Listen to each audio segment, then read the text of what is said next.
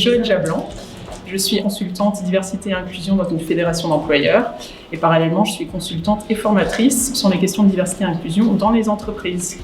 Aujourd'hui, j'ai choisi d'aborder avec vous la question de la santé au travail. S'il y a bien un domaine où les inégalités de genre persistent, c'est celui de la santé. C'est un domaine où hommes et femmes en fait, ne sont pas du tout logés à la même enseigne. La santé, c'est aussi un domaine qui est vu d'un point de vue masculin. Et donc, pour faire le lien un peu avec le monde du travail, c'est que le travail, c'est un domaine qui est imprégné par le masculin.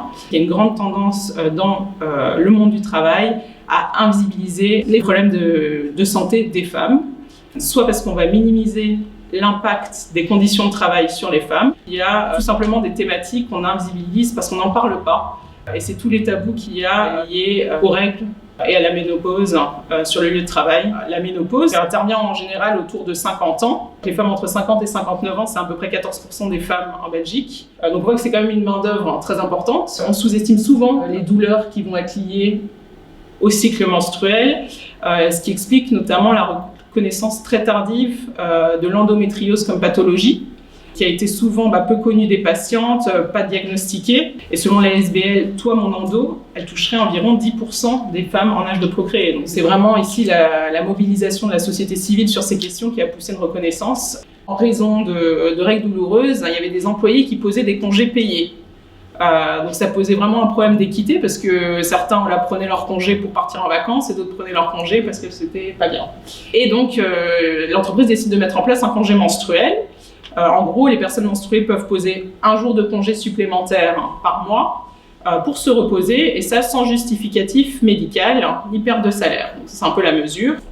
Deuxième pratique inspirante, le télétravail par rapport au cycle menstruel. Ça permet en fait aux femmes d'organiser leur présence au bureau selon leurs besoins. Mais en fait, c'est une charte qui va bénéficier à tout le monde, pas seulement qu'aux femmes. C'est-à-dire que tout le monde dans l'entreprise bénéficie de cette action si on sait s'absenter pour des raisons familiales ou autres.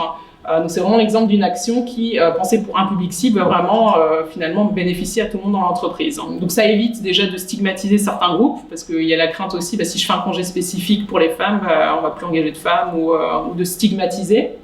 Et aussi le fait que tout le monde se sente concerné par la mesure, ça maximise aussi l'engagement de tout le personnel. Les femmes n'auraient pas à choisir entre santé et égalité si les postes de travail et l'organisation du travail étaient adaptés à la spécificité de la biologie et des rôles sociaux des femmes. Les entreprises, c'est vraiment une responsabilité finalement d'adapter l'environnement de travail.